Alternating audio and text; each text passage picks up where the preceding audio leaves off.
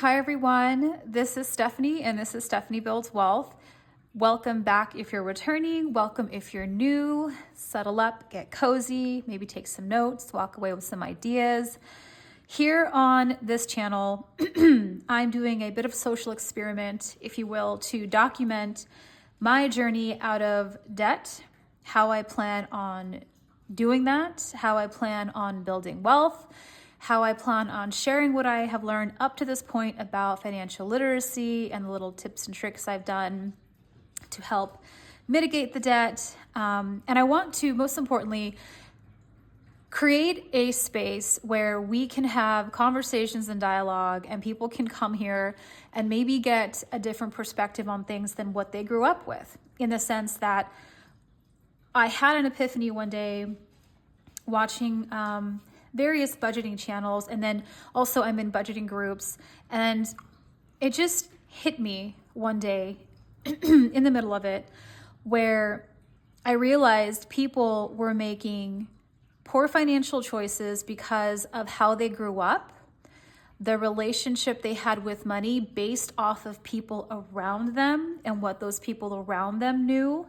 So emotional habits were created, unconscious money scripts were created, unconscious and sometimes conscious stories were created, and how that affected them as they were going through life and getting into situations that to the outside eye seemed like repetitive things, but when you're in it, you don't know. And I want to have conversations where we talk about money, psychology of money, the emotions of money, why we do what we do with money, so that if we can identify those patterns and behaviors, we can change them and empower ourselves.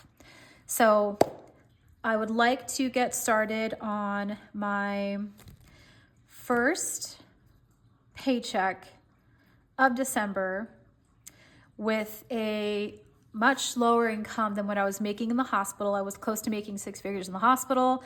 I left that field completely, repackaged myself, repackaged my skill set, my entrepreneur training, and was able to get a entry-level job with an amazing company.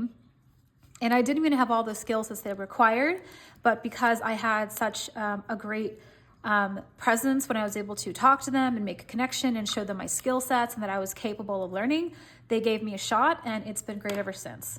So I went from making high income to lower income, and then after taxes, much, much lower income. So we were together when I was putting together my paycheck for the 1st of December, or the first paycheck of December, and I had to go ahead and redo it because I wanted to do like an honest, real update with real numbers. So let me go ahead and get that going. This is the month of December, and I went ahead and put January's for 2024 underneath because the way that I get paid is bi-monthly, and so sometimes the last paycheck tends to bleed over into the first half of the following month. And someone had a really good idea to allocate all the paychecks for the month and then divide them by 12 so that you know how much money you need every month. But I haven't quite figured out how to do that because I'm just one income, and I would imagine I need to have some kind of financial buffer in order for me to do that, to make that transition. And I currently am not in a place to do that right now. But that is a great idea that I would like to implement when my income and outflow change enough to accommodate that. So, okay, here we go. So I'm gonna take this one and this one right here. Oh, and to the people who have been asking me where they can get these papers, I made them on Canva. I'm a really creative person, and I would really just like, the idea of just making a planner that was more adaptable to my lifestyle, I enjoyed, because I had tried planners from other people and I found that I was not using a good portion of the papers because it just didn't apply to my life at this season of my life. So I just made my own. But if there's enough interest, I can go ahead and throw them up somewhere so you guys can get a hold of them. All right, so what we're gonna do is we're gonna go over the planned income tracker. And this is where I have planned expenses. The expense tracker is planned expenses plus unplanned expenses. And it's basically a running tally of money in and money out and what the balance is at the end of the month if I need to roll over to the following. Okay, so when we started this, I did my rollover and then I did the income. And I made a little tweak here because I realized I messed up. I mean, it's a couple cents, but I just wanted to be accurate for the sake of accuracy. So with my planned expenses, the mortgage of $994.88, a firm, $88.28, mattress firm, $98, upgrade, $212, Colonial Life, $93.11, all food, $250. I decided to create a folder here, a little miscellaneous folder for $50. And then I put in $68.31. I had that wrong last time, into my emergency fund so that I could equal $100. And then for my Discover 2, I put in $100. And that left me with a buffer of $64.18. Now, for my expense tracker, I had all of my planned expenses, and then I had a second miscellaneous thing pop up. So with the miscellaneous of 50, I was able to get cat food, some cat snacks, and then their medicine. And then I had an unexpected purchase that I needed, and I didn't really know I needed it. So I ended up taking so the $50 for my sinking fund was totally used up taking care of the animals. And then I had purchased house supplies and personal hygiene supplies on the last paycheck cycle. And that's when I decided, you know what, I should just make a miscellaneous fund so I don't have to just randomly buy things. So I used up the $50 from the sinking fund and realized that I needed to take from my buffer, like, $13.95, not that much. And then it brought my buffer down from $64.18 to $50.23. So now I debated on planning for creating a budget for the second paycheck of the month going into the first week or two of January in 2024. But I decided to wait because, surprise, surprise, my HOA is going up again. So the rate is going from $315 to $336. Love that for me. Love it. I'm telling you, like the last 6 months, expenses have just been going through the roof, and I'm lucky if I can bob and weave my way around it, because sometimes those punches land, and for some reason they keep landing in my wallet. In this season of my life, when by this time last year I should have paid off $20,000, and instead I got $20,000 with the state, so it added on. So what I wanted to do was plan or prepare a budget for December 2nd's paycheck. And with the information yesterday that the HOA was going to be going up, I thought, okay, how do I plan for this? Because I feel like I'm sort of stuck in the water here, but I need to have some type of momentum. So what I'm going to do is I'm going to write a plan for where my money is going to go with this paycheck, not including the HOA, because my HOA is drafted on the 5th and I will get paid on the 5th of January. So I decided, okay, I'm going to go ahead and I'm going to make a plan for the paycheck not including the HOA. And if I have money left over, a wiggle room, then I'll plan for having to pay for the HOA. So I will show you how that went right here.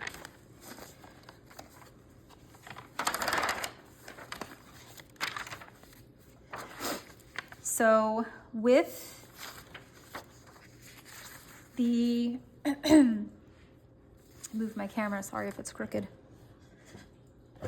With the buffer of $50.23, and I made a note here for myself that we'll need to adjust a miscellaneous fund to, sorry, my throat's really dry, to approximate a realistic amount. So because I gave myself $50 and I needed to pull a little more from that, I'm gonna up my budget so that it's a little bit more realistic so that I don't have to pull from a buffer next time. And this is the beauty of a budget, right? This is gonna change, it ebbs and flows. So these typically are set in stone even when they're fixed, because property taxes can go up and HOAs can change. So there's fluidity in this budget, So what I decided was taking that buffer of $50.23 and making a plan for December 22nd's paycheck. It should be about $2,088.87. And I know some people will say or have feelings that that's not low income. I'm going to put some stats on another video to show what the numbers are in this country for what the medium income is pre-tax and then after tax. And I just don't really see the point in arguing who makes more or less money than someone else because they're in a worse financial situation. I would like to have grace and respect for anybody who is going through this situation where they realize that their finances are tight and they're doing the best that they can and they're trying to make moves. I don't want to have a conversation where I want to pass judgment because people who are making less than someone else or what they previously were making is still making more from another person, which means that their suffering is more valid than anyone else's suffering. I don't think that's a healthy conversation to have. I personally would like to have grace and give my sympathy to people who are struggling across the board. So there were comments about that, but I just want to address that I feel for everyone going through this situation, and it's good to have some compassion and grace for people, because what might seem a lot to you, depending on the city that they live in, depending on their current family situation, their medical health situation, their taxes, it could be very challenging for them too. So I would like us to support each other and not have comments where people think someone's making more money than they should be and they're considering themselves having low income, because the stats for what is the average salary in this country is not great. And if I'm struggling making what I'm making now, I know other people are struggling, and I feel for you. So that said, $2,888.87 is going to be approximately the balance on the 22nd. Taking out, and these are basic numbers, okay? So taking out $250 for groceries, $250.12 for my upgrade loan, $93.11 for my colonial insurance reimbursement, $100 for my bank, my Union credit card bank that I never use anymore. $67 for the anesthesia payoff plan. That's the second of the 3 medical bills I'm focusing on knocking out quickly. $154 for my school loan or student loans, $40 for Bank West, $364 for the state, $363.73 for my car note, $90 for my T-Mobile bundle, $142 for my Amazon credit card, and $188.66 for my Progressive. So this are my essentials right here, okay? That's a lot of money for your essentials. And I hate to say it, but the majority of my income is obligated to creditors, whether it's the state or medical or debt. And it's not a good feeling. It makes you really feel like you are shackled. It's really terrible. So with my necessities, my basics, I was negative $13.75, right? I was short. So then in my savings, I did share that I was able take this out. I was able to put in $68.31, which brought me to $100. So I had a choice to make here. I had a choice to make, and I know I'm not the only person going through this. I know it. I know it. And sorry for the hand movements, but I'm part Latin and we talk a lot with our hands. So I'm $13.75 short paying my essentials. These have to get paid, right? Non-negotiable. So now I have a choice to make here. I can do the unpopular thing and either go into more debt, or I could do the unpopular thing and I could utilize the money that I have in my liquid savings to cover the short, or do nothing and just be short, or not pay a bill and then have a late fee. So what I decided to do, of both unpopular opinions, is I decided to take the short from my $100 savings, okay? So I have $100 in savings. I have a physical therapy bill that was due yesterday to the tune of $79.75. So the balance left in my savings was $20.25. And then I decided to go ahead and, well, not, but I will decide to go ahead and take the $13.75 from the balance of that 20 in my emergency savings, really any savings at this point. And my balance, my buffer in my emergency fund is going to be $6.50. And then I will have no buffer when all these pass. And I know that seems a little scary, but a lot of these are dated on different days. So a lot of these purchases will be more towards the first of next month. So I won't just be sitting at $0 in my account, period. I will be getting paid and that payment will overlap. That tends to be the thing for people who are paid bi-weekly, is that your paychecks overlap into the next pay cycle of the next month, if that makes any sense. So that is my update for my payday budget. This is where we're at. And it occurred to me that maybe there's some people out there who are wondering how the heck I am living my life and doing things and participating in life with my buffers being so small, or having no buffer, or having no savings, and just being on the savings treadmill where you're finally able to save a little bit and then realize that you have to take out of that because you have more going out than you have coming in. Okay, wanted to talk about those two things. So one, I know a lot of people, the popular opinion, a lot of people say that it's essential to have a hefty savings, and a decent or hefty savings can mean a lot of different things to a lot of different people. And again, it depends on your income, your taxes, your family medical obligations, financial obligations. Maybe you're taking care of parents. Maybe you took in someone else's kids. Who knows, right?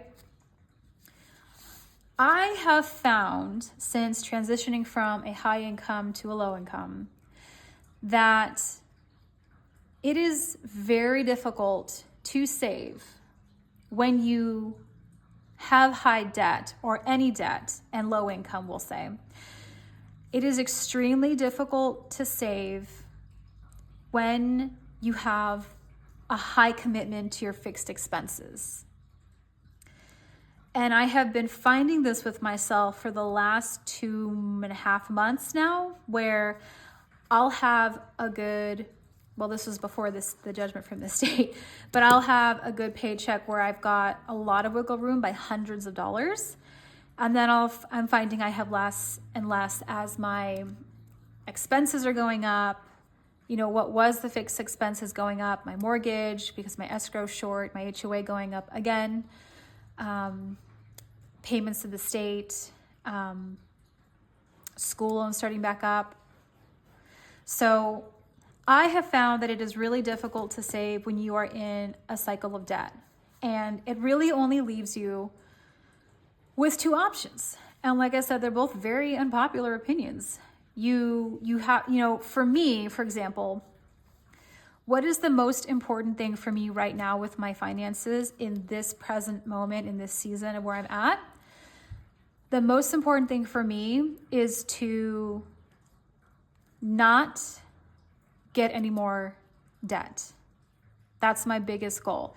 Second, I want to knock out more debt as quickly as I can. And obviously, how you do this is you just have to increase your income.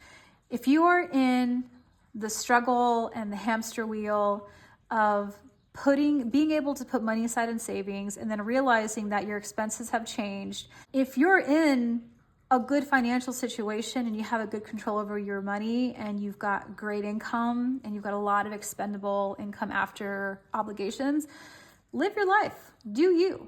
I'm not saying anything of that is bad. But what I'm saying for people who don't have that situation, trying to save anything is extremely challenging because at some point, when their expenses go up, it's detrimental to their budget. So we're left with two options: either go into more debt or deplete our savings. And it's just this hamster wheel. And it's so frustrating. Currently, at this point in my life, I am recovering from a surgery, and I have not really been able to go out into the world and be a part of the world. So at present, on the surface, we'll say, I don't really have any strong emotional feelings about having so little of my savings because I'm not able to participate in the world, right? I am just recently being able to drive and being able to walk without braces and crutches. I still have a while in my physical therapy to go before I'm walking and really supporting my weight 100%. So I don't really have the ability to say that, I missed out on this, that, and the other, because I'm not physically capable of participating in the world. However, around springtime, when my physical therapy should be halfway through, it's springtime in Las Vegas. We've got farmers markets back, pools are starting to open up, people are getting outside, hiking is a thing, parks are a thing, you're going back, your activities are a thing. And to be a part of life has a cost every single day, whether you're leaving your house and the cost is transportation, the cost is food, or you're staying at the house and the cost is using the electricity to watch TV or play video games, using the water, using the light, using the air conditioning, eating the food in the fridge, which means you got to leave and go get more. There's a hidden cost to life, whether we're aware of it or not. And at some point in time, your finances are going to really inhibit the quality of life you have and your health as a whole, your mental health, your emotional health, your physical health. And it's a really tough spot to be in. You need to save, and you also know you got to pay off your debt so you have more money to save. But then you have situations where your basic expenses, you have to deplete your savings in order to not go back into debt. And it's just this vice versa thing. And it's just a tough place to be. I have a lot of sympathy for people and compassion that are struggling with this like I am. Because before, with my high income, I had thousands left over every month. And that just compounded every 30 days. I had a lot of money. And to see what it's like from someone who has a lot of expendable money to people, we're just struggling with dollars, literal dollars here.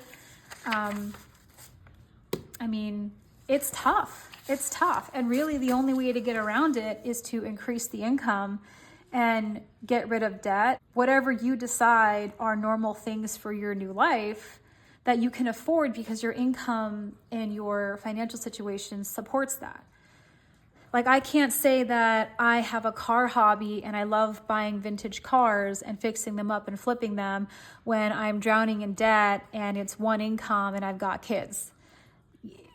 That can happen, but it's got to make sense in your life to where you're not putting everyone in jeopardy or yourself in jeopardy or your livelihood in jeopardy because You want to be a part of life, and you want to go to the meetings, and you want to do the martial arts, you want to go to the dance, you want to take trips.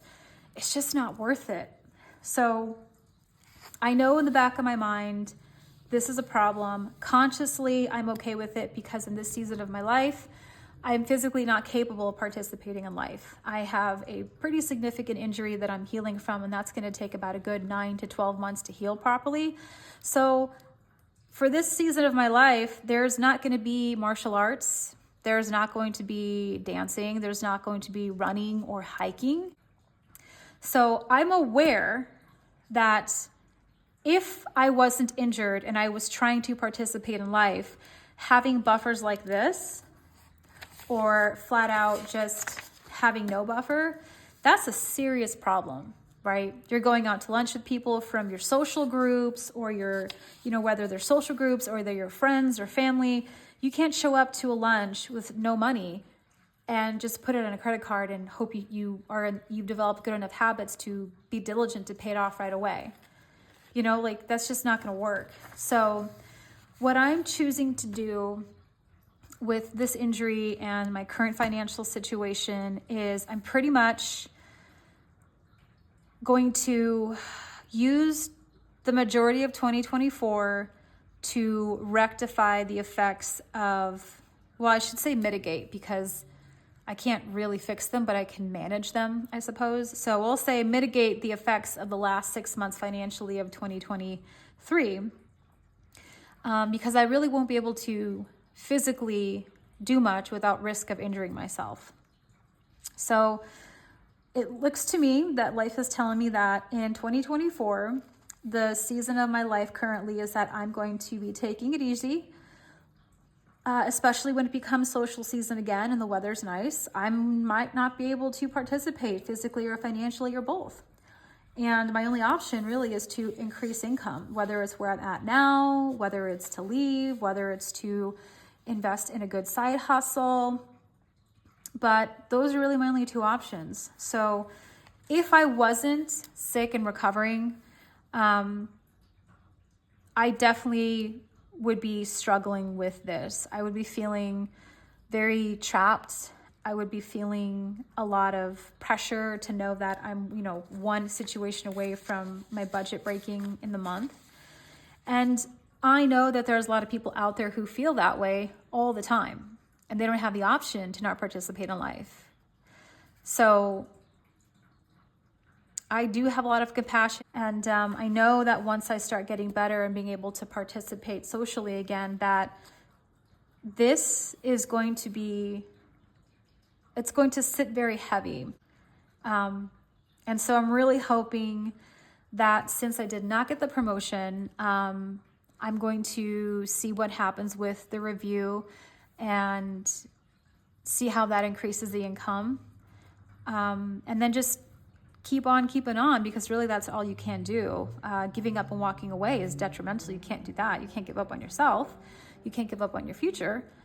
So currently as it stands, my next paycheck until the paycheck after that, even with me not being able to participate in life, is going to be a really big challenge. Because with the no buffer and having $650 in my emergency fund, if something comes up that's even $10, $15, my only option is to go back into debt. And I am really focusing on not having to do that. The only time I want to use my credit cards again actively is on my own choice. And when I can use them like debit cards again to get my cash back and then pay them off and not even think twice about paying them off, because I know my finances are in a great situation.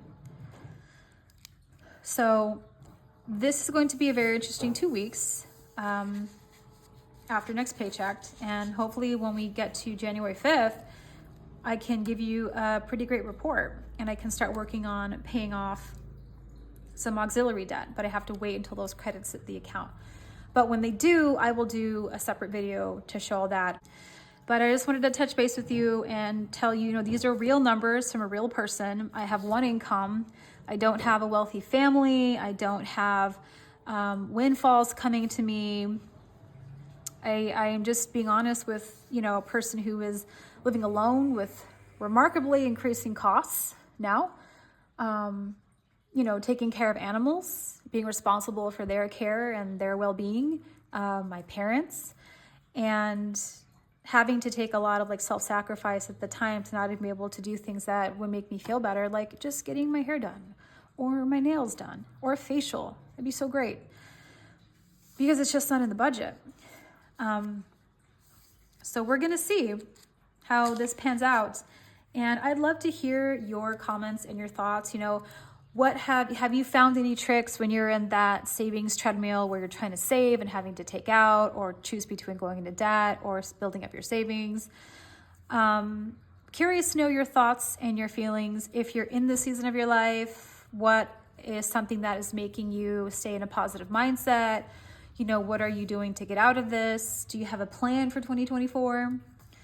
I'd love to, like always, I'd love to have conversation and have dialogue and, get the ball rolling on making conversations more accessible to people and not feeling silly or uncomfortable when they do it, because we do the things that we do based off information we absorbed our whole entire lives.